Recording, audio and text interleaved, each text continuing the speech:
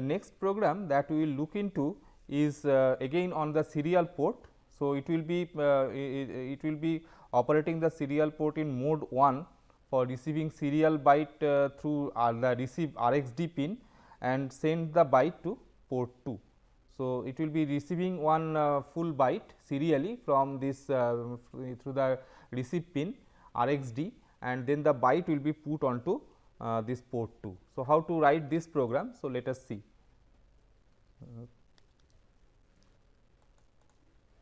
So, what we essentially do is first of all this T mod register has to be set, as you know that for any serial transmission. So, we have to use this this timer 1 to act as the for providing clock for this serial transmission. So, we will start with a setting this T mod register. Okay. So, we first move this into this T mod register the value #20 hex. So, that will just in like the previous program. So, it will configure this timer 1 to act as this auto repeat mode. Then the SCON register has to be configured, move SCON comma #50 hex, and this is again the control word that is required for this 8 bit data, then one stop bit and all those things. Then I have to set the timer so that I can get 9600 baud rate. Okay. So, 9600 baud rate, so it was -3. So, that -3, so if you write in hexadecimal notation, so it is FD. Okay. That is so you can check the -3 in hexadecimal in 2's complement notation, it will be FD. So, instead of writing -3, so you can also write like FD. So, you can write like move TH1 comma #0FD hex and write like this. Then we have to start the timer. So, set B TR1. So, this will start the timer. Now, serially we are getting the bits. So, I can so I have to clear that receive interrupt RI. Okay. So, like you remember that whether you get TI or RI, that bit is set whenever you are receiving some data. So, we clear this RI, so that if previously something has been received, so it should not be taken into a part of this transmission. So, it is cleared there. So, jump on not bit, after that we check whether we are receiving any bit or not. On jump on not bit RI comma L2. Okay. So, where L2 is this point itself. So, we are basically waiting for getting the next RI being set. Okay. So, JNB RI L2. So, you will be getting the next character received on the serially. So, that will be in the so the next characters will be coming, and when the that entire frame has been received, that is your 8 character bits and 1 stop bit. When everything has been received, then this RI will be raised again by the processor. So, you can now you can, if this is raised, that means the character is available in the SBUF register. So, you can get the content from SBUF onto A register. So, you can write like move A comma SBUF. So, you get the character from SBUF register into A register, and then you put this value onto port P2, move P2 comma A. So, you will be getting the value from A register onto the port P2. So, that is what we are looking into. We are trying to get the content from this serial transmission line RxD and getting it onto port P2. So, this character has been received. So, I have to go for the next character. So, SJMP L1, where L1 is this point. For the next character, I have to clear the RI, and again I have to wait for the RI to become high again. So, that is in the JNB. So, as soon as the next character will be received, so this will be this RI bit will be set. So, we have received the next character. So, this way we can write the program for this serial transmission. So, next we will look into another program where that is again on serial transmission, but slightly more complex. So, this program, this is suggested, it is expected that it will do two things together. So, it will get the data from port P1 and send it to port P2 continually. So, it will get the data from port P1 and it will get the data from port P1 and send it to P2. So, this is the main job that it will do. Simultaneously, it will look into the incoming data from serial port and that will be sent to port P0. So, from port P1 to P2, so that parallel IO, parallel read write, that will continue. Apart from that, there should be a serial communication from port P serial communication. So, whatever comes on the serial port, that should be sent to P0. Now, the point is that serial transmission, so it will take time. So, if you do it in a multiplexed fashion, that is you first transmit one byte of from P1 and send it to P2, read one byte from P1, send it to P2, then read one character on the serial port and send it to P0, then again read the next character from P1. So, it is not desirable because the serial transmission will be slower compared to this port P1 P2 communication that we are looking for. So, ideally this P1 P2 communication, so this should be treated as the main job. So, this should be the main job and this serial transmission, so this should be by means of some interrupt. Okay. This should be by means of some interrupt. So, so that whenever that this RI flag is set, that the receive interrupt will come. So, this RI flag will be set and then we will be able to do we can read the from SBUF and transfer it to port P0. So, this is what we will be doing in the program. Okay. Now, since there are interrupts involved, so we have to tell specifically where exactly the code should be put, fine. So, the main program can start from say address 0. So, we write it like org 0, so that the assembler will start putting the next piece of code at address 0 of the memory. Here I have got only one LJMP instruction, LJMP main. Okay. So, if you look into the memory map of the once the program is loaded, so it will be something like this. At location 0, it will have that LJMP instruction, whereas this main will be somewhere later. Okay. This main will be somewhere later. So, that can be done. Then I have to use the serial interrupt. Okay. That serial interrupt has to be used, and for the serial interrupt, you know that the corresponding ISR address, ISR vector address is 23 hex. In the 8051 manual, so you can see that the corresponding vector address for serial interrupt is 23 hex. So, at location 23 hex, I have to put another jump instruction, which will if this is the actual serial transmission routine. So, if this is the serial transmission routine, so if this is this address is say, for example, this address is say 5000, then I should write here LJMP 5000, that should be written, fine. So, that is done. How it can be done? So, we write another org here, org 23 hex. So, the assembler will know that the next instruction that you are going to write, it should be put at address 23 hex. Then here I put that LJMP serial. So, in my program, serial is a label. So, that will translate to some address. So, whatever address it translates to, in this example I assume that it translates to address 5000. So, there you are putting this, so you are writing like LJMP serial, done. Next thing is, so serial routine we will write somewhere, but now I can start the main routine, and main routine I want that it should not be immediately after this, there are some more interrupt vectors. So, I can say that my main routine will be starting from location 30 hex. So, from 30 hex onwards we will have the main program. So, this is the main. From this point I am starting the main routine. So, what I am doing? So, first I have to read port P1 and output it onto port P2. So, port P1 has to be configured as input port. So, for that purpose, so I have to do like move P1 comma hash 0 FF hex. Okay.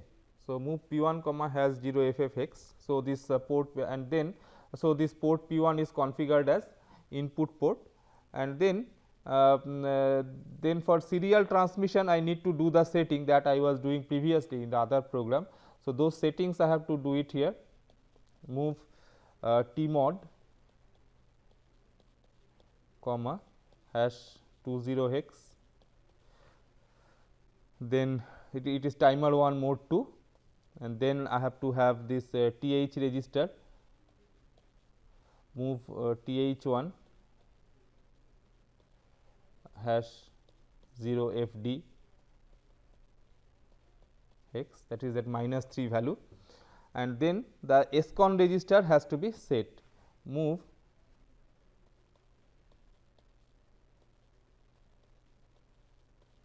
SCON comma hash 50 hex. So, this setting it is timer 1 mode 2. Okay. So, this is timer 1 mode 2, and this setting is 8 bit data, 1 stop bit, and this receive enable, this interrupt is enabled. So, receive the REN receive enable. So, this is enabled, the interrupt will come, otherwise the interrupt will not come. And then you can the interrupt is so next the interrupt enable register also has to be programmed, otherwise the interrupt will not be received. So, IE comma hash 10010000 B. Okay. So, this is the interrupt enable. So, it will be enabling the serial transmission interrupt. So, this will set that is a serial transmission interrupt. Then I start this set B TR1, set B TR1. So, this will be starting the timer 1. So, we have set everything for receiving the data. We have set port P1 in the input mode, and we have done other settings, so that it is the serial transmission is enabled with interrupt. Then the job is simple, like now I have to just read from port P1 and output onto port P2. So, we can do it like this. So, move A comma P1. So, P1 we read into A, and then move P2 comma A,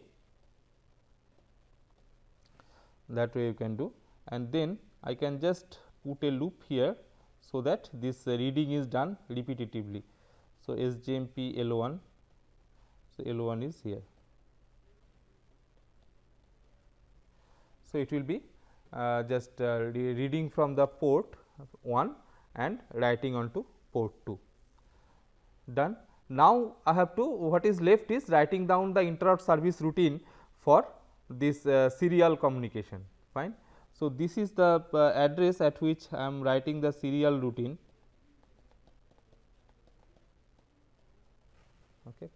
And you see that at 23 hex I have got LJMP serial. So, it will come here. So, first of all I have to see whether the problem with serial interrupt is that you see both transmission and receive they will generate interrupts, and therefore, the both of them generate a single interrupt. So, I need to check in the interrupt service routine whether it was due to some transmission or receive.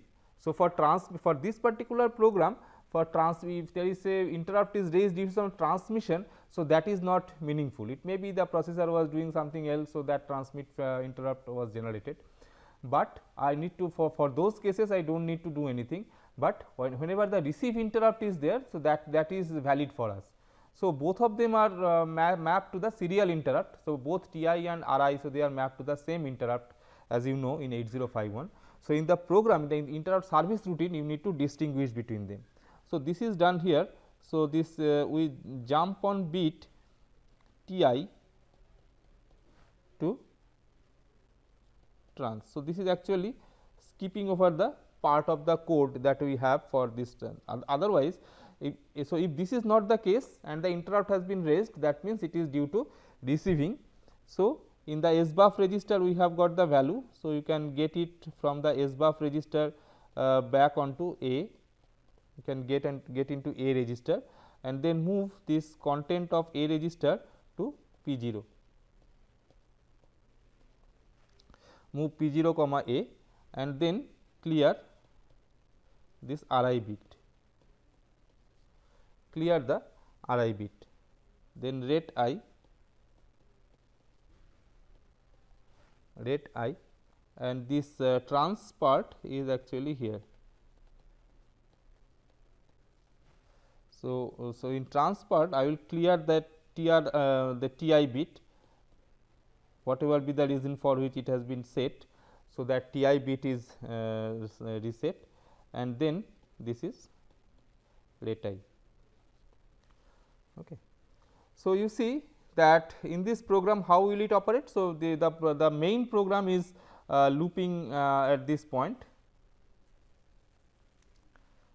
So, this main program after doing the setting, so it is looping at this point continually, reading from P1 and putting on to P2.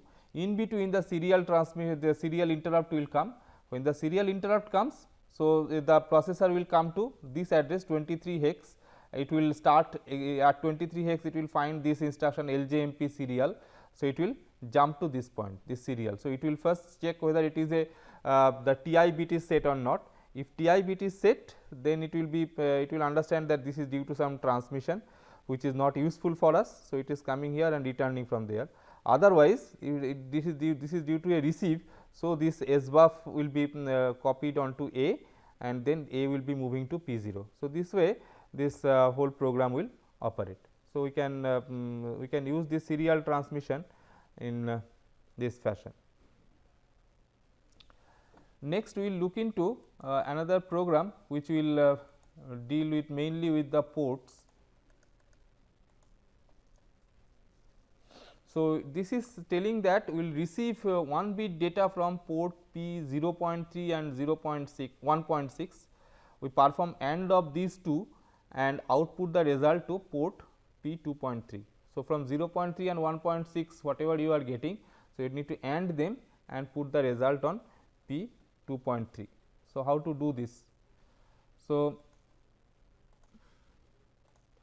we can do it like this, that first this port P0 and P1, there I have to put it in the input mode. So, I do it like this, like maybe the entire port I put it in the input mode, move P0 comma 0 FF hex. So, that will read that entire that will make this entire port as input port, move P1 comma hash 0 FF hex, that will put the entire P1 as input port. Then we do move A comma P0. So, this P0's content is available in A register, and what we want is P 0.3. Okay. So, the 0.3, so that is if I the corresponding if I consider the mask pattern, then I am interested in bit number 3 only. So, I am not interested in 2, 1, 0 or this part.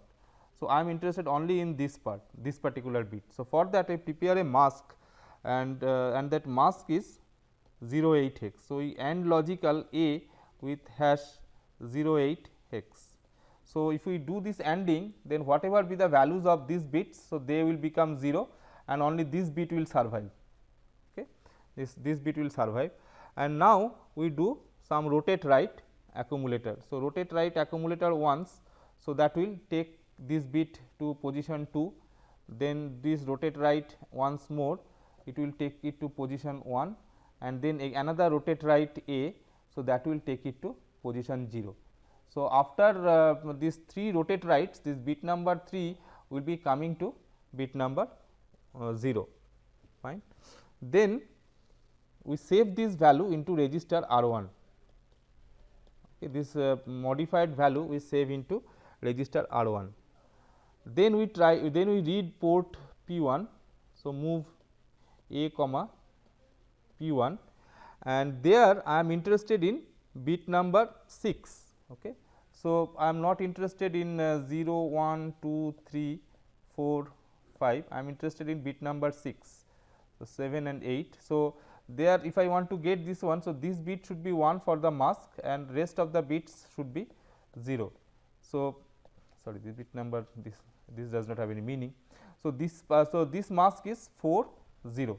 So, I do an AND logical similar to the previous case, AND logical A with hash 40 hex, and then I need to take this bit to position 0. Okay. So, for that purpose I need to do put a number of rotate rights, 6 such rotate rights will be required. Rotate right A takes it to position 5, 4, then 3, then 2, then 1 and then 0. So, at this point this sixth bit has come to position 0. Now, I do so in R1 register I have got this port 0's bit number 3, and in A register I have got port 0's port 1's bit number 6. So, I can do one AND logical A with R1, okay, and then I have to put the result on port P 2.3. So, you can directly put you can take those do some bit set reset type of instruction and do that, but another way of doing it is I want to go to port 3. So, if I want to go to bit number 3, so I now do a rotate left A by 3, rotate left by 3, and then I put this pattern onto port 2. Okay. So, this way without using any bit manipulation instruction like say set B, clear B, JB, JNB, etc. So, if you are using say the byte oriented instruction or word oriented instructions, then you see that you can also do this bit setting, resetting, checking and all that. But of course, the problem is that the program becomes longer. So, you have to do many rotations. So, you definitely you can write a much simpler version of this program that uses simple bit set reset type of instructions. Okay. But this is just to show that this can be written in this form also. Next, we will look into another program that will check the content of port P0. If the number read is equal to 20 hex, it will send FFX to port P0. If it is 30 hex, 40 hex or 50 hex, it will send FFX to port P1, P2 or P3. So, it reads from port P0, and if the number is equal to 20, then it goes to port FF goes to P0. If it is 30, then it goes to the port FF goes to P1. So, that way. So, program is simple. So, we will just we can just write the corresponding code like this. So, first the port P0 has to be read. So, for that purpose I should have moved this P0 has to be configured as input port. So, 0 FFX. Okay. Then I have to say like, so I have to get the content of port P0 into A register, move A comma P0, and then we save this value onto R1 some register. In the R1 register we save the value. Then we do a clear carry. So, then I can do it like subtract with borrow A comma hash 20 hex. So, again this program I could have written in other ways also using comparison instructions and all that. So, instead of that, what I am trying to show is the usage of this subtract with borrow feature. For that, the carry flag has to be cleared, because this instruction will do A will get A minus 20 hex minus the carry bit. So, so before doing this I set the carry bit to 0, so that it is A minus 20 hex only. So, clear. So, if it is 0, that means the number was equal to 20 hex. So, in that case I go to label L1, otherwise I need to check whether it is equal to 30 or not. So, move A comma R1 and then again clear carry, and now I subtract with borrow A comma hash 30 hex. Okay. So, has 30 hex. So, again, so if the number is, if the result is 0, that means if the number was 30, jump on 0 to L2, then we can say like say move A comma R1, then again clear carry and subtract with borrow A comma hash 40 hex, jump on 0 to L3 and then move A comma R1. This part is similar, so you can just go on repeating it. So, clear carry and then subtract with borrow A comma hash 50 hex, jump on 0 to L4, and if nothing happens, it do not match with anything, then none of the setting will be required. So, it will be go to the end of the program, which is another level say over. Now, comes the level L1. So, in level L1, so I have to this is the point L1. So, in that case FF should go to port P0. So, we can say like move P0 comma hash 0 FFX, okay. Then SJMP over,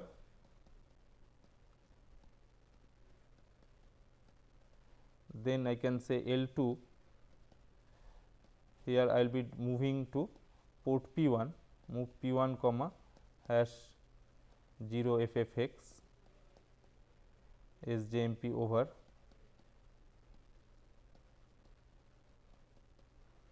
then L3 move P2 comma hash 0 FFX, okay, SJMP over,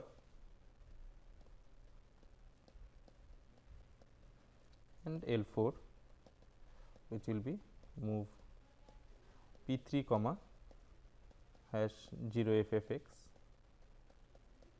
and this is the point over. Okay. So, this is the point over where it will be doing that. Okay.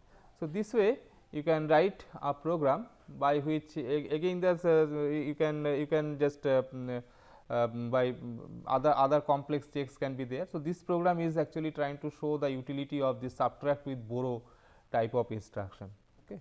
So, you can do this thing. Next, we will look into another program.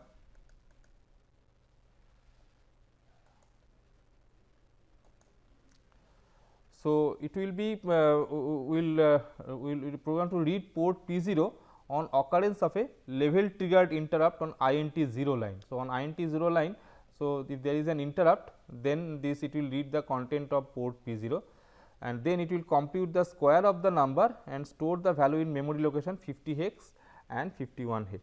So, thus I have to write some interrupt service routine. So, how to do that? So,